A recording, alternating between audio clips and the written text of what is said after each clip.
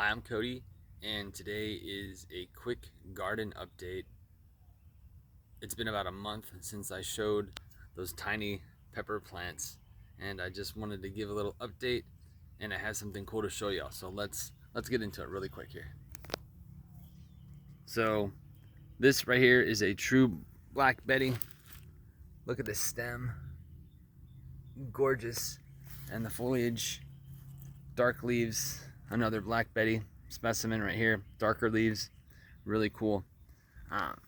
These ones in the back are a little bit older, but they've got pods on them. Tons and tons of pods. Another one, tons of pods. Go back into here. This one right here is a Butla yellow brain strain cross. Not my cross. Also has a fair amount of pods on there, you could see. They're not quite the color yet, but we're getting there. We are definitely getting there. Another pod full plant. I wanted to kind of do, so I was talking about making a cross. What I did was I took a White Chupetinho. So there's tons of pods on this plant, but none of the, not that classic white yet. But these are classic White Chupetinho pod. What I did was I crossed the mother plant, which is White Chupetinho, with a Khang Starr LemontarrBurst and a Black Betty. And these two plants kind of represent what I'm talking about. So this one right here is the classic White Chupetinho. This is a plant that is of the seeds that I crossed. So I crossed the mother plant with the KSLS, the Khang Starr LemontarrBurst, and the Black Betty. And what I did was I let that pepper grow. I took that pepper, took the seeds out, and planted them, and this is what happened. So you can see big difference between the pods here. Sorry about that. Big difference. So mother plant, White Chupetinho. Crossed plant, this is what the pods look like. Not only that, but I'm also noticing right here, same crossed plant, check this out. The pods are red, not white. And they're completely different, in my opinion, than the classic, what I'm calling the classic White Chupetinho look. That pequeño, that beak like. So, and another one right here, the pods are bigger on the crossed plant, and the peppers are slightly different in shape. That's really exciting for me. This would be my first successful cross, if it is indeed a successful cross. What I'm seeing with the crossed plant, so this is the crossed plant, this is another one, and the peppers here, the shape are uniform. This is the first generation, so I guess it would be an F1. But that's pretty cool, in my opinion. So 1 month ago, I transplanted all of these ones here. That one was already crossed. That one was already but again, this one was another crossed plant. Really awesome. Really excited about some of these guys over here. We have some interesting stuff going on. This one is one of my favorites. This one was from Gnarly Pods. This one is the Bubblegum 7 Spectacular Bleeding Calyx. Anybody know about the bleeding calyx? Very cool. The top of the pepper will not be green. It should be red on the calyx, the top of the pepper, all the way down to the tip, bottom, the apex of the pepper, which is super rad. I really like those peppers. This is a 7-pot Congo gigantic mustard, hanging out with his buddy. No flowers on there yet. And then we have a few extra really nice ones. A pineapple ghost. Pineapple ghost. Who doesn't love a pineapple ghost? One of my favorite peppers, chocolate bootla. Absolute favorite pepper, chocolate bootla. Chocolate bootla here, so good. Another chocolate bootla, and look at this. We have some peppers starting to grow. These ones take their sweet time. Those super hots take a nice long time. They deserve it. Another really cool one for y'all to look up if you have never tried, Fada's White, F-A-D-D-A-S, Fada White. Super cool looking pepper, iridescent, this opaque white color, super pretty. Another 7-pot Congo mustard, gigantic mustard. Another Black Betty that's kind of been eaten up by the chickens. But yeah, I'm really excited about a potential cross. I don't know. I won't get my hopes up yet. We'll see what they look like when they are completely to color, completely ripe. And I mean, this Black Betty is just an absolute beauty. If you like gothic gardening or just interesting looking plants, the stem, the leaves, such a pretty plant. Absolutely gorgeous. And these can grow into trees. I've grown in 5-gallon buckets and had big, thick tree-like Black Betties, excuse me. And these ones back here are more of the what I'm calling a potential cross. I'm not sure if it's successful yet, but I do, however, know that this White Chupetinho, that's what they're supposed to look like. And this is what they're coming out like. So there's some kind of genetic difference here. We'll see. I can't wait to dig into one as soon as they ripen up to see how spicy it is. And again, the Bootla yellow brain strain. Very cool looking peppers.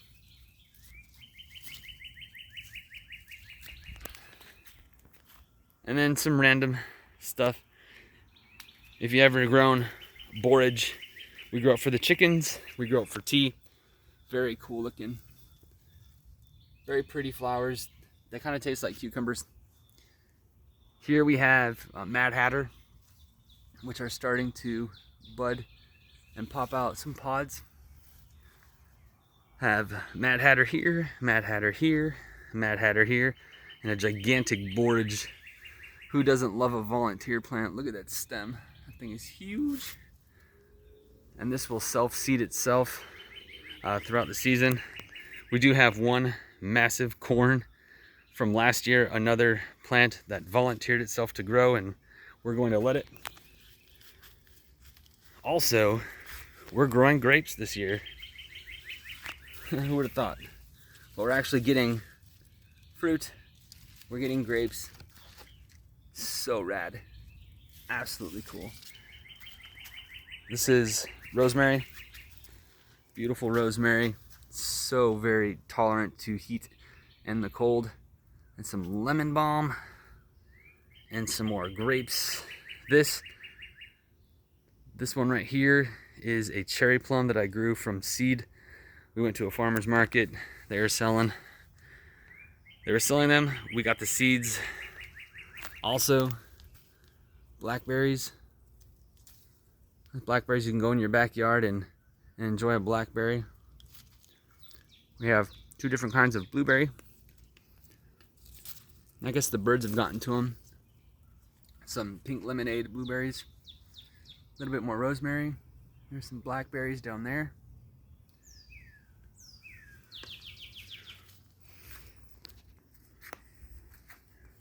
So really excited about these. The last transplant was about a month ago, and man, it's done really well.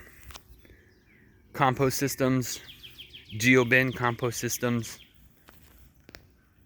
a pile compost system. And some trees here. We got some peaches. Some olive tree right here. And who doesn't love a Japanese maple? Probably one of my favorite plants that's not peppers. Japanese maples are absolutely beautiful in my opinion. I have some rainwater collecting. the latest batch of girls. What's up, ladies? Good morning, lovelies. There are, here we go. Hi, sweet peas. We have 4 sapphire olive acres and 2 red comets. They're about to go to their property. That might be another video. Kind of a impromptu chicken coop.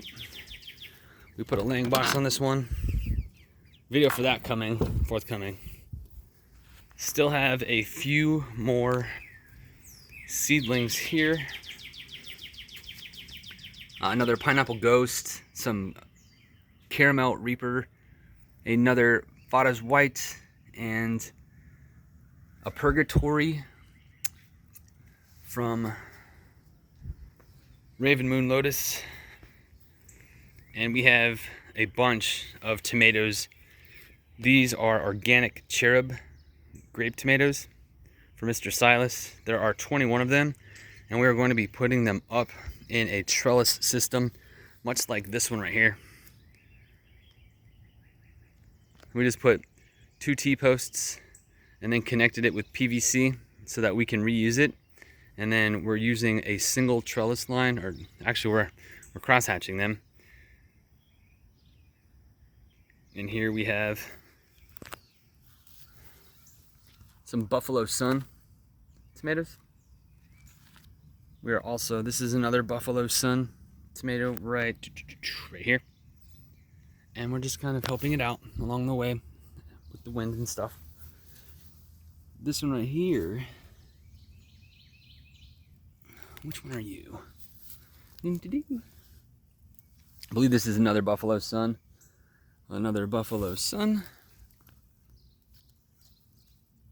Another Buffalo Sun. We do have a couple of different ones. This one is a beefsteak. Red beefsteak tomato. We also have some San Marzano. We plan to do a bunch of canning this year. Little blossom end rot. Little blossom end rot. Looks like we're not watering consistently. Lucky for us though, these bottoms look pretty good. So yeah, that blossom end rot could be from not doing our water situation really well. These ones right here are absolutely blowing up.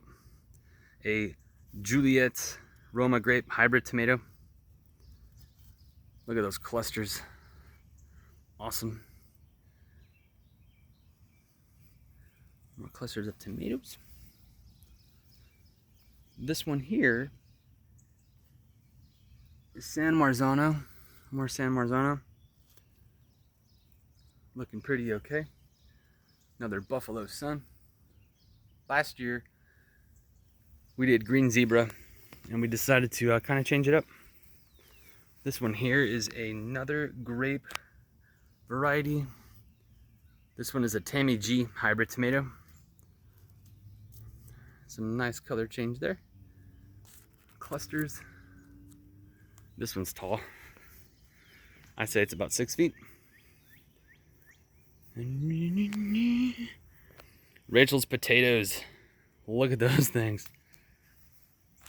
They probably need some more soil. We're gonna start to get those death balls, the tomato balls.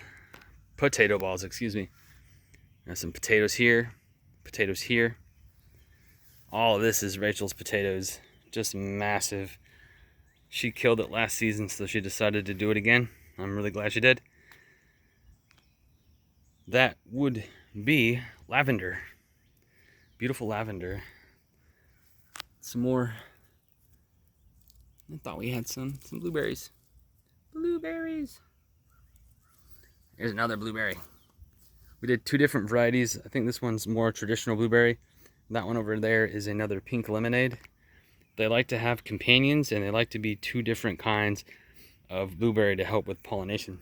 But this one is about 2 years old, and it is popping with blueberries. Almost ready. Those ones are already right there. Yeah, who doesn't like going in their backyard and eating fresh food?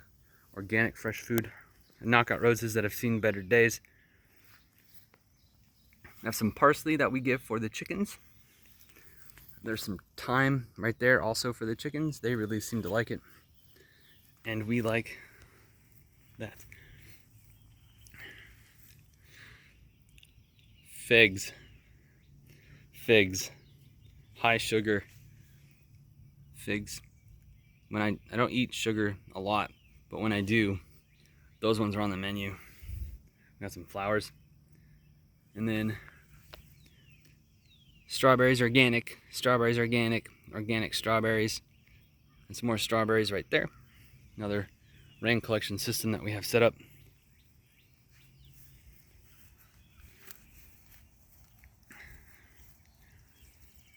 And then to our flowers.